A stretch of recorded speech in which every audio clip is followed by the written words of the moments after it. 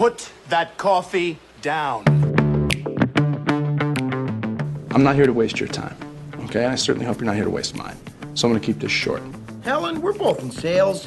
Let me tell you why I suck as a salesman. The most valuable commodity I know of is information. Wouldn't you agree? Coffee's for closers only.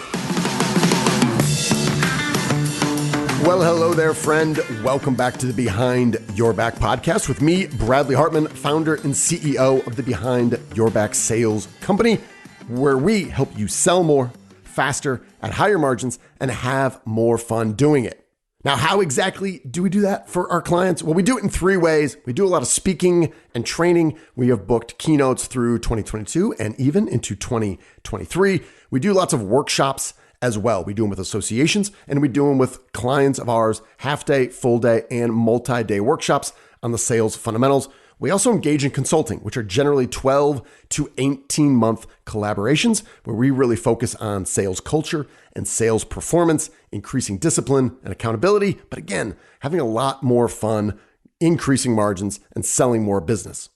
And we do coaching. We do executive coaching, which I absolutely love, working with business owners as well as VPs of sales to help them prioritize, manage their own time, and hold their teams accountable to sell more and grow their business. And every month we connect with outside sales reps from across the country as we help them understand their pipeline, take advantage of their biggest opportunities, minimize distractions, and crush their sales goals month in and month out. We combine these and customize these for each client to match their budget and ultimately achieve the solution that we're looking for. Now, I'm excited to bring to you today my conversation with Mr. Clay Miller of Aurora Timberland as we talk about the show on Netflix, Big Timber.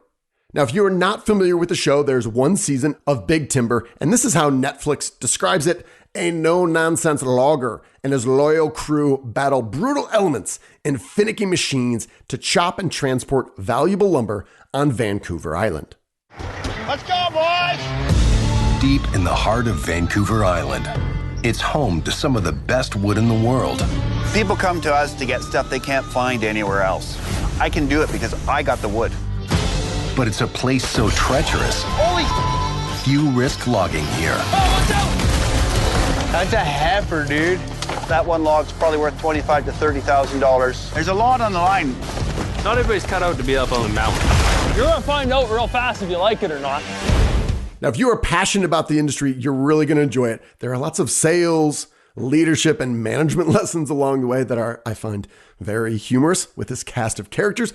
But from a supply chain standpoint, this is the very beginning where you see people literally on the side of a mountain, chopping down trees, putting them on a truck, and taking them to a mill.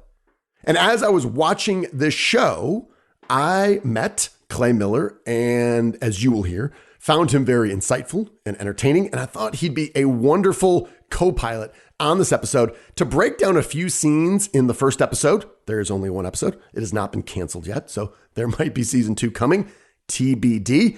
But Clay and I break down 3 different scenes as they talk about negotiation and value and price and new product introduction and handling hard projects. So we discuss all of those here. So you'll hear a clip from each one of these 3 episodes that we pulled out that we thought were most relevant and resonated most with us. And then we're going to talk about how it relates to our own businesses and how we think it relates to yours. So who is Mr. Clay Miller? Clay Miller is a 5th generation in the hardwood lumber business. He got us started a multi-generational family-owned business called R.A. Miller Hardwood in North Tonawanda. Yeah, that's a place. North Tonawanda, New York. I want to go there. I will go there someday.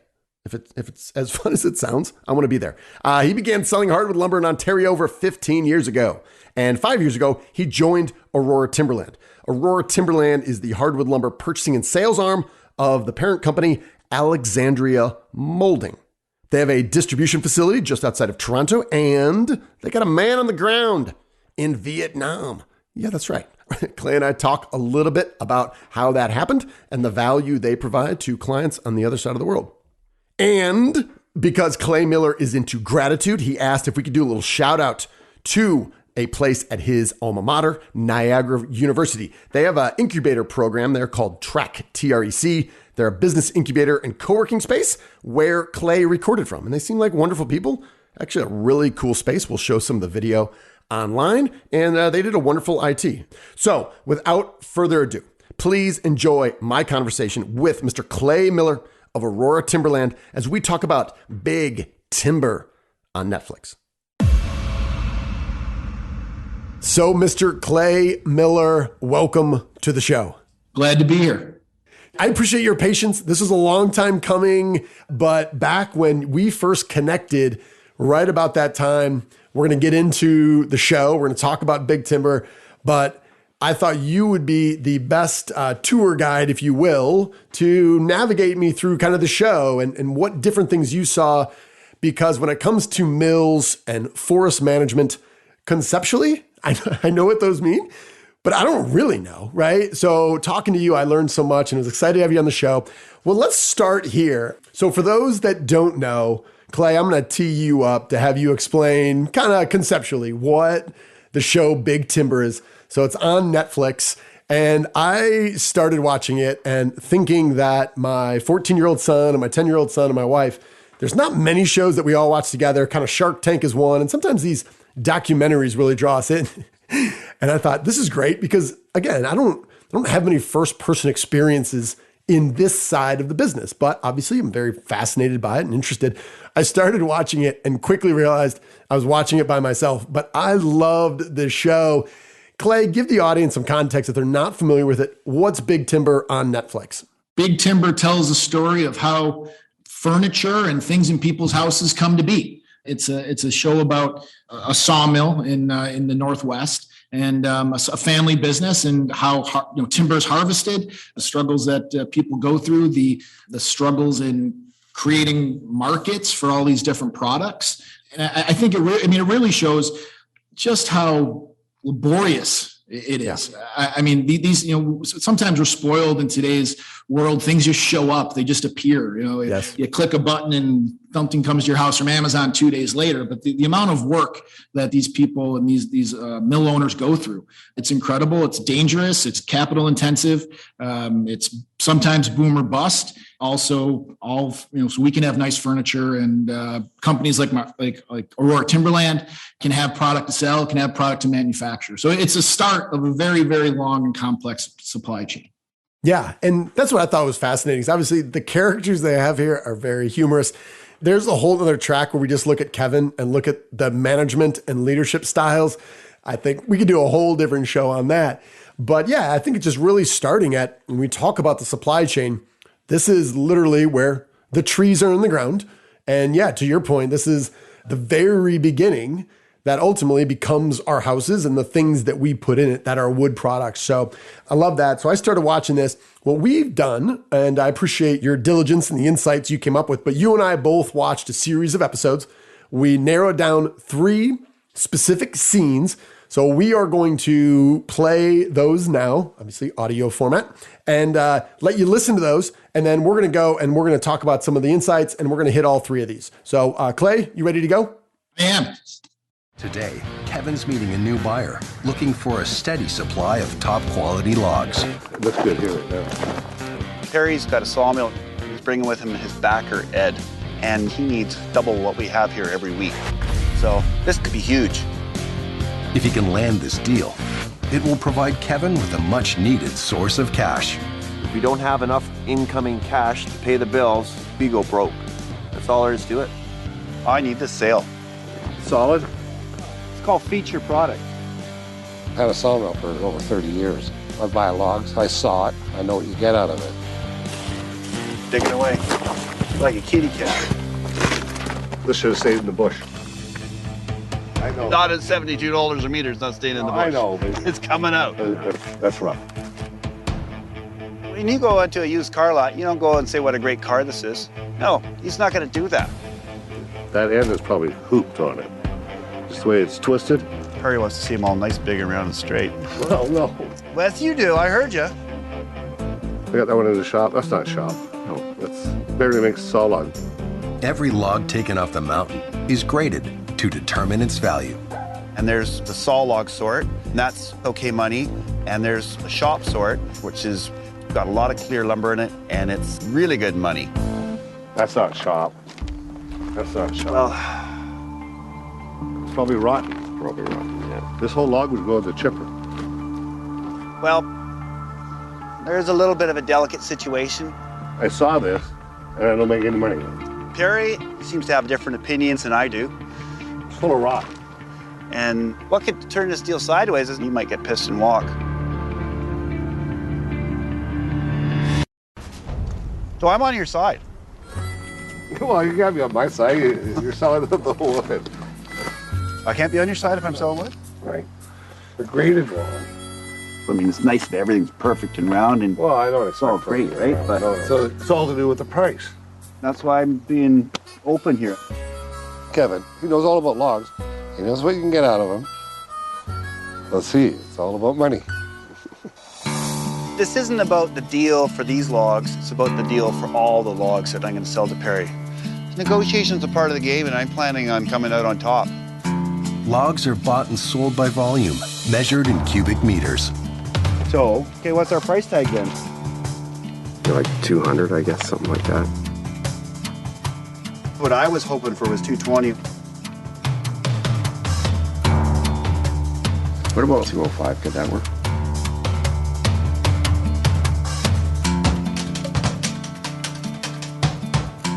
Okay. You initial that big number and we'll go for it. All right. We're gonna try this wood and see if we can make it work. Perry's agreed to buy these logs at a price Kevin's happy with. Good to meet you. But he wants to run them through his sawmill before committing to the larger deal. Perry's happy with this product. We got a commitment for 100 loads of logs. We have a good trip back. Well, give it a whirl. If it works, we'll be back and we'll buy some more. So Clay, in that scene, obviously, I love this. Anytime you can capture on film just the pure buying and selling behavior and nonverbal behavior, the words we use and how we position ourselves, I love. As you were watching that, the phrase that you talked about offline was this idea of kind of incremental success and kind of the different ways that Kevin and Perry were approaching this. Go into that a little bit detail. What jumped out at you there?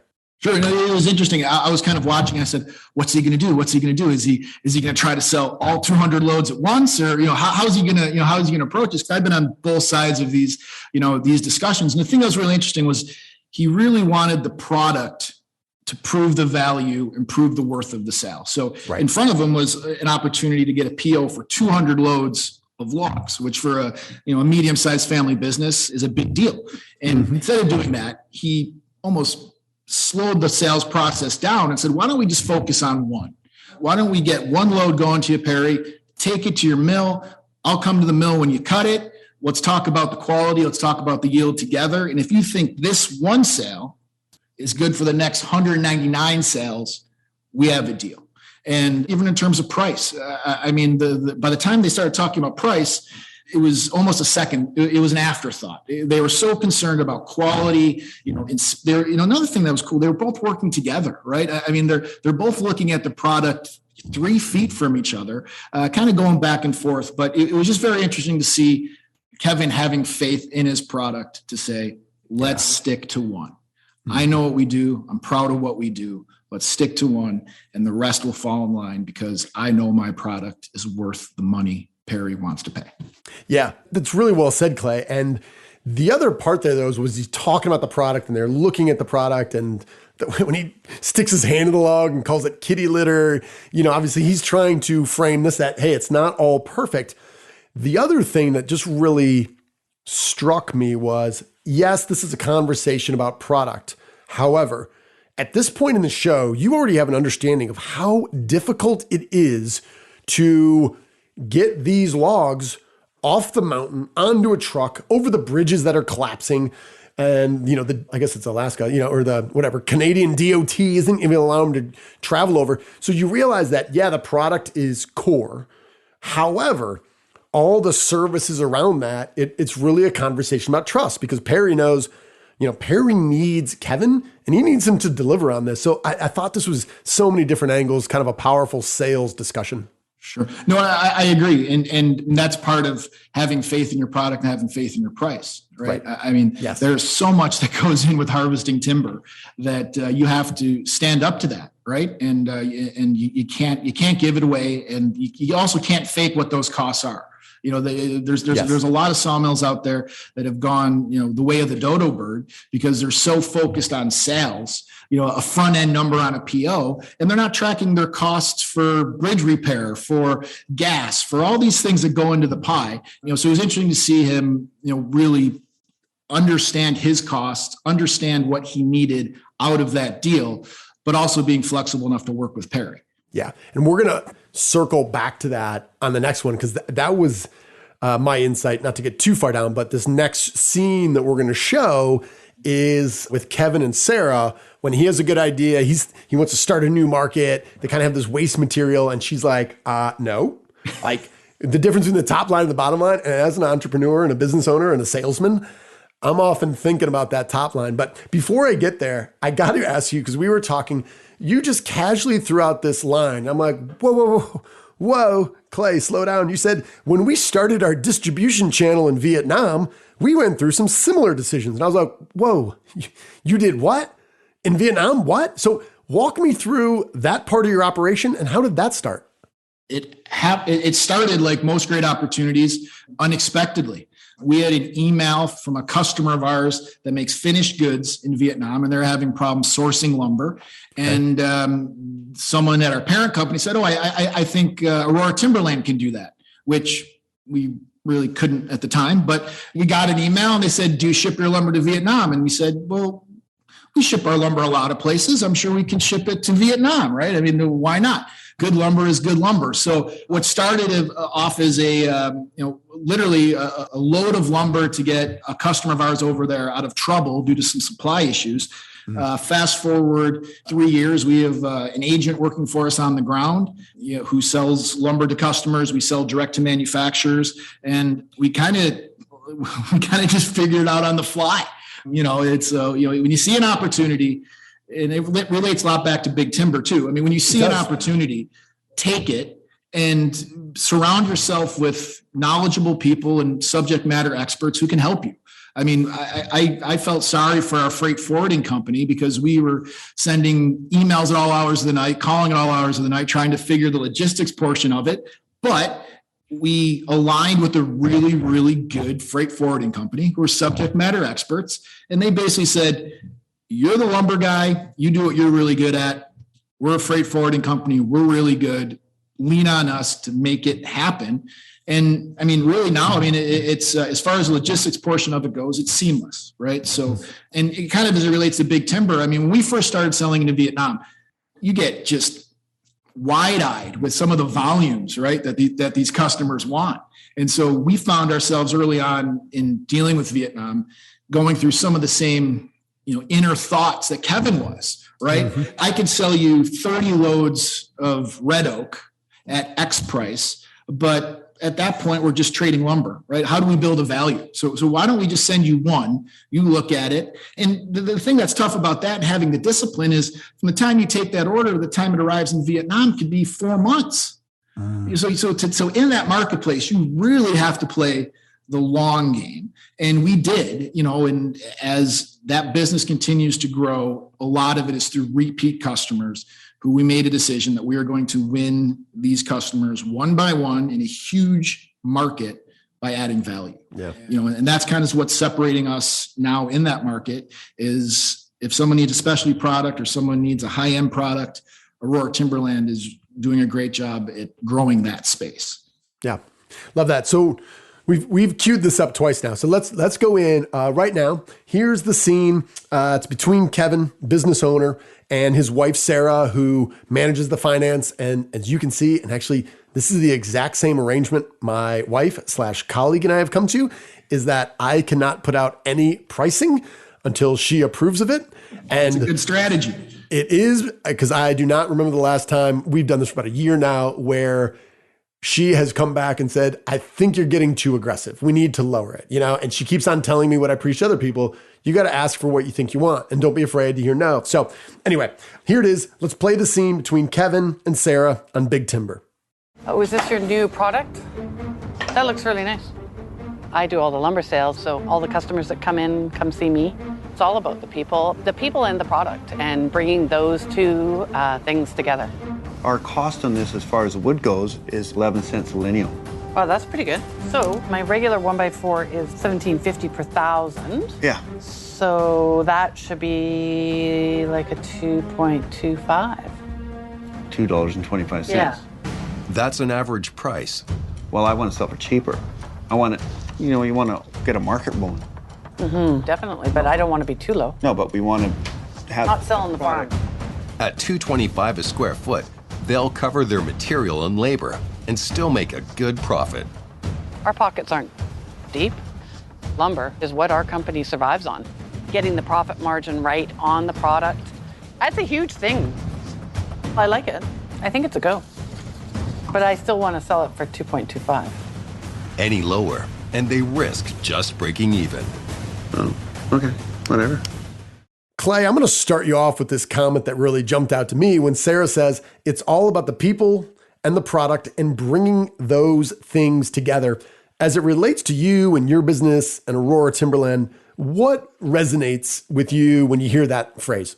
Yeah, it's a good question. I think it's about having a full understanding of what customers want and what customers need. I mean, what's really interesting in the scene, Bradley, is she basically proclaims that she can sell all of it without making a call, right? I mean, she's not saying, hey, I'll send out an email to my 500 person distribution list, right? Have a kind of a loss leader type program, and I'm sure we'll flip it, no problem. She is very confident that she can sell it. I mean, he literally walks into the office and says, we have a new product. And she's literally saying, that's great. We want our asking price. We're not going to give away the farm. Right. And what caught me was she had an incredibly deep understanding of her customer base. And you only get that by asking questions, visiting your customers, asking them, their pain points, asking them what's important to them. So that was the part of the scene that was just really, really cool, was you have essentially a wasted product, something they're trying to remanufacture. Right. They come up with a great idea. And it was cool too, before that, he's actually in making the tooling. Kevin's making the tooling to make this, so it's hands-on. And yes. She basically says, yeah, we'll sell it. That's great. I think as it relates to Aurora Timberland, we get asked all the time for difficult things that are difficult to our customers that may not be difficult to us. Yes. Right. And that, from a customer's standpoint, to always have the faith that what is really important to them, what is really challenging to them, is easy to us. A lot of times, it's one man's trash, another man's treasure. Right. There could be a grade of lumber out there that we have that nobody wants. Maybe it's old. Maybe there's a few more knots than some people like, but that might be super valuable to someone else. But the only way you know that is by asking the questions, visiting their shops, working with decision makers. And sometimes, like it did in this scene, everything just coalesces and it's a beautiful thing. Sometimes it's not that easy. I mean, sometimes you're looking at a load of lumber, a pack of lumber, and say, what am I going to do with that? And then some light bulbs go off. But I think that was my biggest takeaway from the scene, was just Sarah's knowledge of her customer base and her confidence not to give it away. You bring up such a great point, in that too often when someone calls and says, hey, Clay, do you have this? And you're like, yep, have it. How much is it? Right? And you're like, oh my God, this is dead stock. It's been sitting over there. Like, nobody wants this. You might just be like, dude, it's essentially free. Instead of saying, why do you ask? This is a unique request. Why? He might say, or she might say, we have $1 million problem. We have searched the world over for this. Thank heavens I talked to you, Clay Miller. How can you help me with this? Now, what does it cost? Some might say, well, hey, is it ethical to change the price? Be like, well, listen, if you truly look at the cost of how long it's sat there and what it's worth, right there, the value has changed. And theoretically, if you can give it to them for $900,000 and it solves $1 million problem, you might just have a wonderful customer. And I think sometimes we forget, to your point, what we have and what its cost is and how we value it versus someone else. And I find that fascinating. And to take it one step further, I mean, I'm always intrigued. Every week, I probably get 100 stock lists emailed to me, right? Just from all over. Some people we do business with, most of them we don't. And it's always interesting, so I'll get a phone call 2 weeks later saying, hey, did you look at my stock list? Is there anything you want to buy? And then there's kind of, dead silence on the air. We're a pretty unique company with a lot of different uses for raw material, but very rarely do we get asked, tell me about what you're doing. Right. Are there pain points that you have? And if you were to look at a spreadsheet of our top vendors, if God forbid I got hit by a bus, our top vendors would be able to provide us lumber without really missing a beat, because they have a very, very deep understanding of what we need and what's valuable to us. Yeah. And that's why they're our top vendors, because they ask those questions, and they have that understanding that Sarah has of what makes Aurora Timberland tick and what makes our customers happy. Yeah, I want to ask you, because I was impressed with you on two fronts. One is obviously you're a purchaser, you're a buyer, you have a lot of that discipline, and we connected a lot on that front, but also you are very much a salesman. You have kind of a sales mentality. For anyone in our audience who finds themselves maybe watching this back and forth between Sarah and Kevin, which in my mind, it's an argument, it's a discussion, let's call it, between top line and bottom line, between revenue and margin, the cash you put in your pocket, right? The profit. If anyone's listening and say they're a sales leader, and they'll say, Clay, I feel like the hardest discussions we have about negotiation are not with our customer. It's with sales reps who are challenging their boss, i.e. me, to lower our price. As a sales leader, or kind of speaking to our sales leaders, how might you help them kind of think about that and set expectations about this is the price and we need to have confidence in it? It's a great question. I would say shorten the distance between the purchasing department and the sales department. Wow. Yeah. I literally, every stick of lumber that we sell, we're a wholesaler, Aurora Timberland wholesale lumber. We make no qualms about it. We're a wholesaler. We buy it for one, try to sell it for two. Very simple math. Yeah. I buy everything and I sell everything. So the decisions are pretty binary. I find with some companies, in talking with colleagues and things like that, there's so many built-in silos around the purchasing arm and the sales arm. And, the sales arm never gets enough for the material. And, those darn purchasers, they don't know how to buy anything. But there's never any, those are the conversations that dominate the sales meetings, right? It's not, hey, what are products that we really need? What are products that we can move? And what are products where it's a lesser priced item that may have a higher perceived value to someone in our company, an external customer in our company. So it's great. I mean, that's one of the things that I love is, someone calls Aurora Timberland and, they say, hey, I'm looking for X. I literally, on their behalf, on our customer's behalf, call the mill and say, this is what we're looking for. So, it's the old game of telephone, right? I mean, there's no fidelity being lost in managing the customer's needs because it's not going through a lot of change. So I would say, really, when it comes down to it, what makes Aurora Timberland successful? We're not reinventing the wheel, Bradley. I mean, we're selling hardwood lumber, right? There is no silo between the sales department and the purchasing department. Mm-hmm. And that was really valuable when, over the past 6 months when supply was so terrible, right? I mean, we could say to our top customers who are very, very fearful of running out of lumber that we have your back because I'm the one that's buying it and selling it. You know what I mean? So again, that's kind of on a tangent, but brass tacks, remove as many barriers between your sales department and your purchasing department. If I ran a company, I would have the sales people and the purchasing people around a open office concept, around a square table, talking and just brainstorming all day long, because that's the quickest way, A, to get answers for your customers, but B, how do you get more value from your customers? By being an expert at what you're selling. Mm-hmm. Man, yeah. Oh gosh, this has happened numerous times, and I always find it humorous. Is a lot of times we begin our client relationship, or we will gain credibility. I worked for a national builder, and I was buying millions of dollars worth of material and labor every year. And they'll say, "Hey, it's fascinating to understand what are those conversations. What happened on the other side of the desk." And obviously, I'm like, "Well, I wrote a book on it. It's probably more efficient just to read that." But I will also say there weren't many things that were too unique. And the issues that I had, I don't think they were super unique to home building. And I would say they are general to buyers at all levels. And they're like, no kidding. They're like, dude, wonder if we could talk to more buyers. I said, you have a purchasing department. Like, we've talked to them. They're smart people. Have you guys ever quizzed your sales team, quizzed your purchasing guys, what really resonates with the people that they buy from and the people that they get annoyed from? And to your point, a lot of times these are two silos. And even though if they're in the same building, for some reason that doesn't connect. And that's where I would say is the selling principles, the buying principles, for 90% of them, those are they're fungible. They're the same. They can be transferred, right? So anyway. I mean, I think what's unique to that point, though, is that most people operate based on their scorecard, right? So a purchasing department scorecard is trying to buy everything for as less as possible. And the sales department, their scorecard is trying to sell things for the highest margin, most volume, whatever that metric is. So when people are kind of operating from these disparate scorecards, it's really hard to kind of bring everything back together and say, no, the customer is the most important.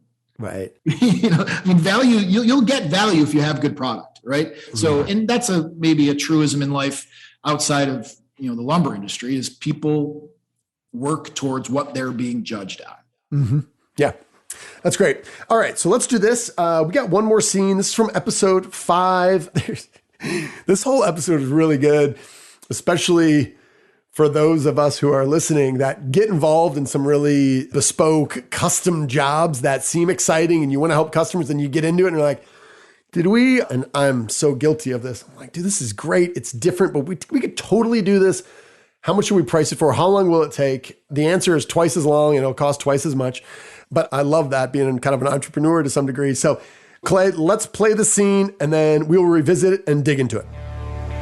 Even when you have perfect logs, surprises still show up on the inside and you don't get what you're looking for. Got knots in it. They're running out of wood. And I'm 16. But have less than half the 35-foot planks they need. I need to finish off this sailboat order. Keep going. The customer is picking up the order in 2 days. So it's all on Coleman to get the boards he needs out of what little wood they have left.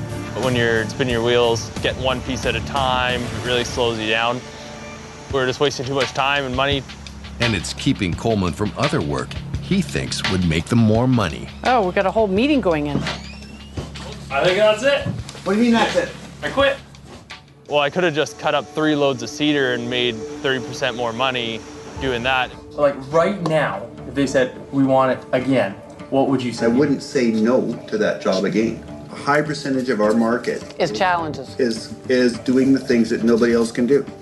Kevin says challenge, I say struggle.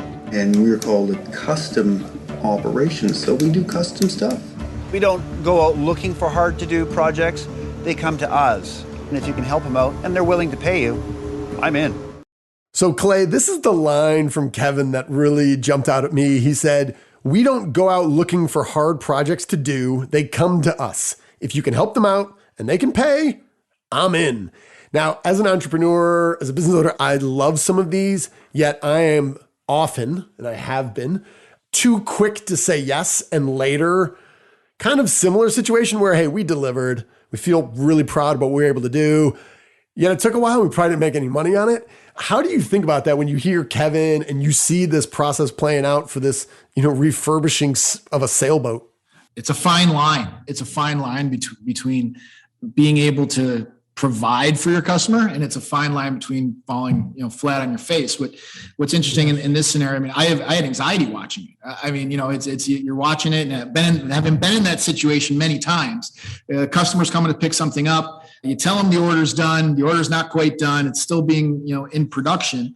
But the interesting thing is that when you are a mill and you do control your supply, right, it gives you more outs to meet your customers' goals, right? That quote, hard challenges come to us, hard business comes to us.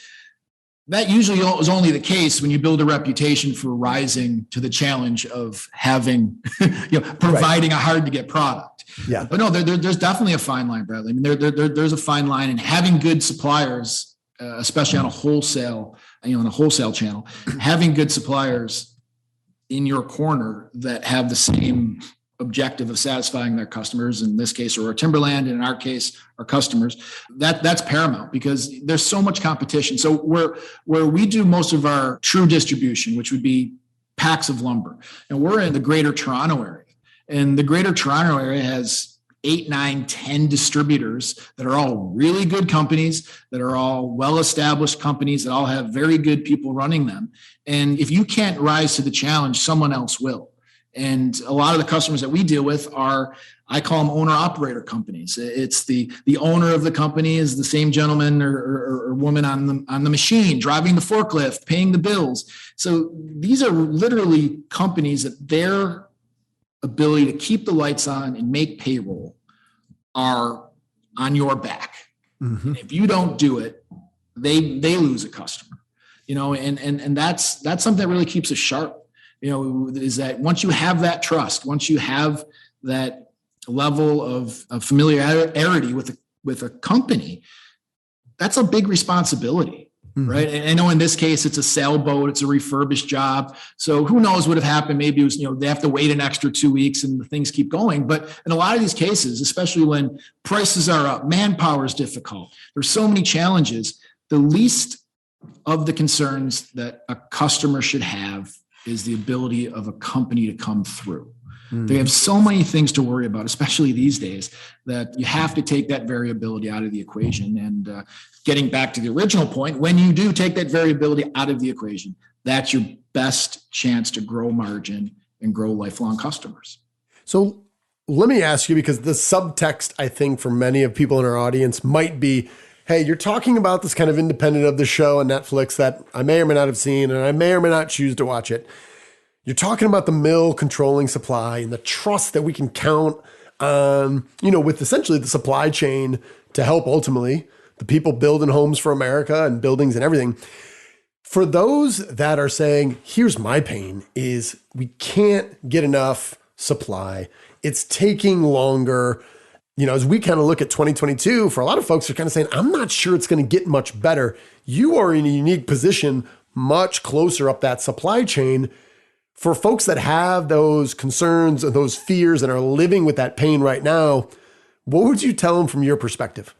That's a loaded question. I had to ask it. Yeah, I would say, Bradley, that what's impacting the ability of mills to produce lumber, what's impacting the ability of mills to service their customers are the same things that are impacting your local diner to get your breakfast in time, right? I mean, there's just so many challenges that these places have. Now, the interesting thing is, we talk about labor issues and labor shortages.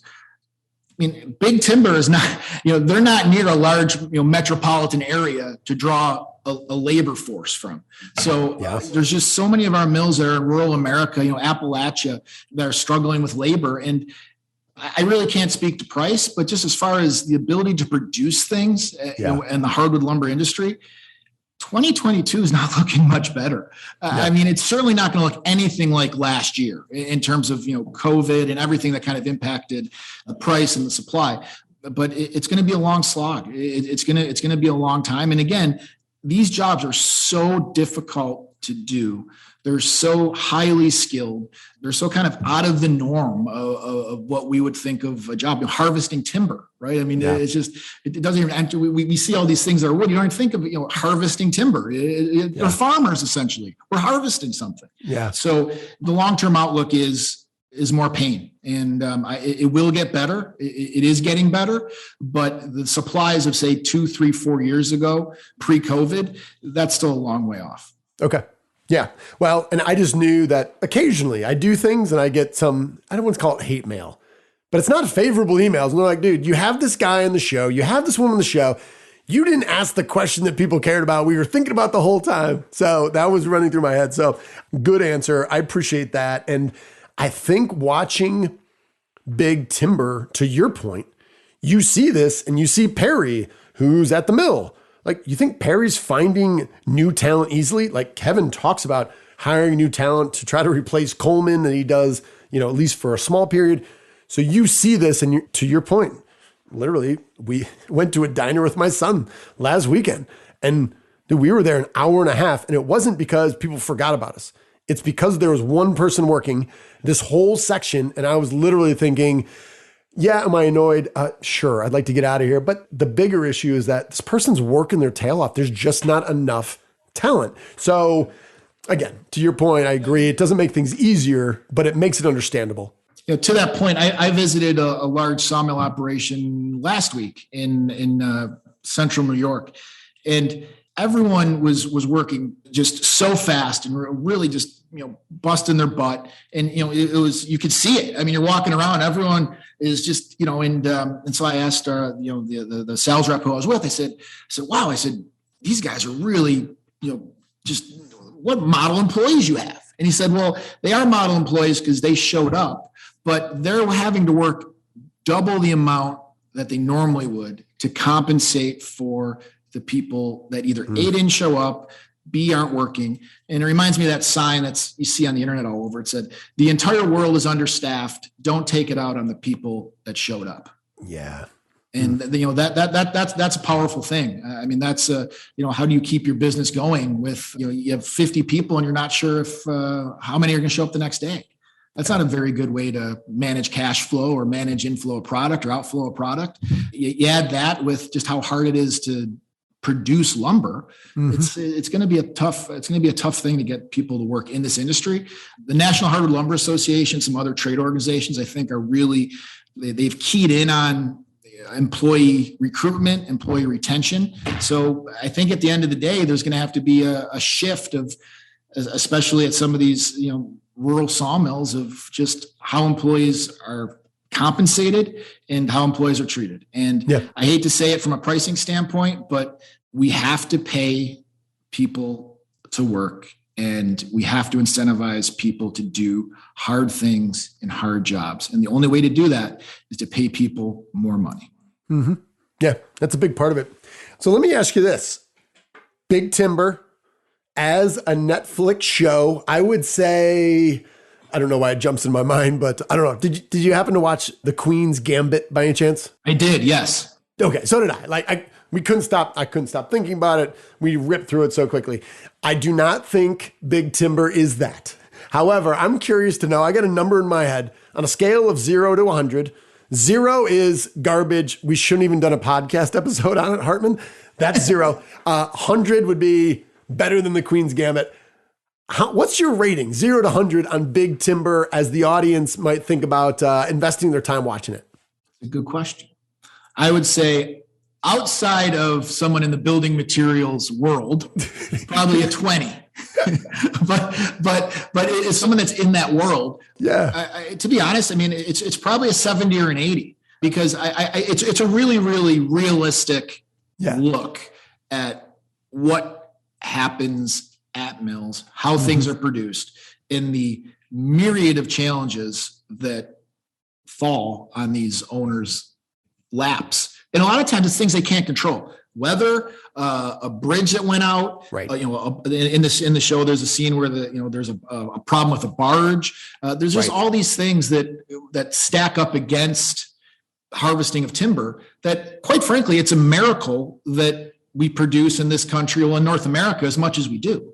Yeah. There's a thing online called iPencil, right? And it goes through basically all the steps and all the people that go into making a pencil.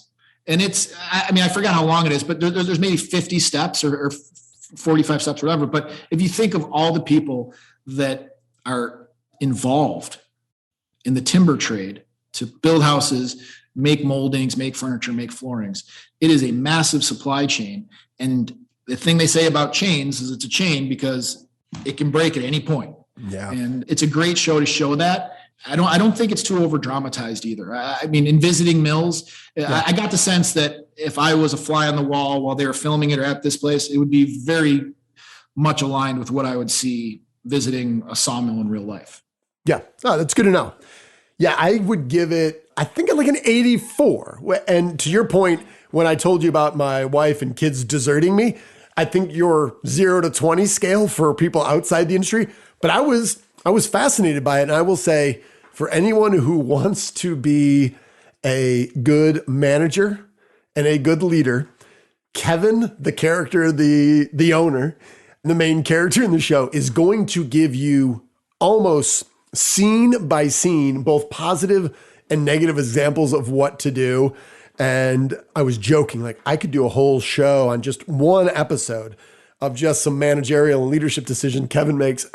But he's very funny, and you can tell seems like a good dude. But yeah, central casting. I mean, he's yes. Again, if he was basically this amalgamation of every, I think, sawmill owner I've ever met. In my entire life. He's hard to his employees, but at the end of the day, puts his arm around them and kind of gives them a hug and a pat on the butt. He's involved in a million different things. He can fix everything himself. Yeah. But at the end of the day, he was a good guy. And it seemed like a good business. I mean, I don't know. I should do some more research to kind of see where they are now. But I think as far as a promotion of their business. I mean, sometimes you go on these shows or you go on these series and you don't know what the final product is going to portray you as. Right. I think he comes out, the whole family and the whole business comes out very, very good in terms of how they do things and how they produce lumber.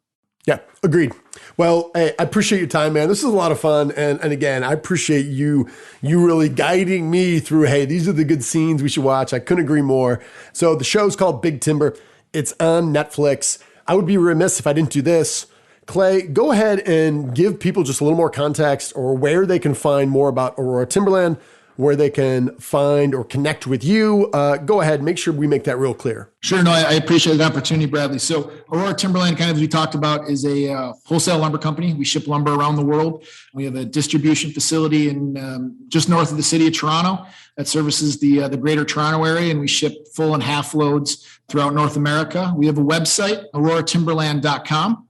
At Instagram, we're at auroratimberland.com, and we try to keep up as many photos of our goings on, our inventory, and things like that. So feel free to check us out. And I love to talk lumber, as you could probably tell. So even if it's not a Aurora Timberland type question, I'm happy to talk lumber with anyone who might be in your audience. Yeah, and again, I think what really resonated with me early on when we started talking, even before we spoke for the first time, was just your fluency and going back and forth between the purchasing and the buying principles and how to think about that and negotiation, and then, turn that hat, flip the switch, and then go to the sales side and speak very confidently from a sales perspective. So I really enjoyed talking to you, man, and learned a lot. So thank you. No, I appreciate it, Bradley. Thank you. All right then, friend, how did that go? Hope you enjoyed my conversation with Mr. Clay Miller of Aurora Timberland and these clips that we showed from Big Timber. I think you'll enjoy it. This show, it's not going to win any Emmys and it's not going to blow your mind. But if you're passionate about the industry, and I know you are, I think you're going to enjoy it. And the episodes are pretty short. I will also say that I could have made another 30 episodes on all the leadership and management decisions that were made throughout the show. So I think there's a lot that you will find helpful and amusing. Now, our goal on the show is to make this the best podcast you listen to. So if you have ideas for future topics or future guests or challenges that you are facing, do not hesitate to reach out to me directly at Bradley at BehindYourBackSales.com. You can also connect with me on LinkedIn, and you can follow me on Instagram at BehindYourBackCEO. And of course, if you are facing some sales challenges, you're not getting the new sales you want, you're struggling with some prospecting, and you know that sooner or later we're going to have to do that, or maybe the margins that you have earned in 2021 are not up to your standard and you need some help, don't hesitate to email me directly at Bradley at BehindYourBackSales.com, and we can kick around ways that whether it's workshops and training or consulting or individualized coaching for you or your sales reps, we'd love to help in any way we can. So that's all we've got for now. We're going to close out like we always do with our leadership sales mantra. You, my friend, you are owed nothing. Deliver value first.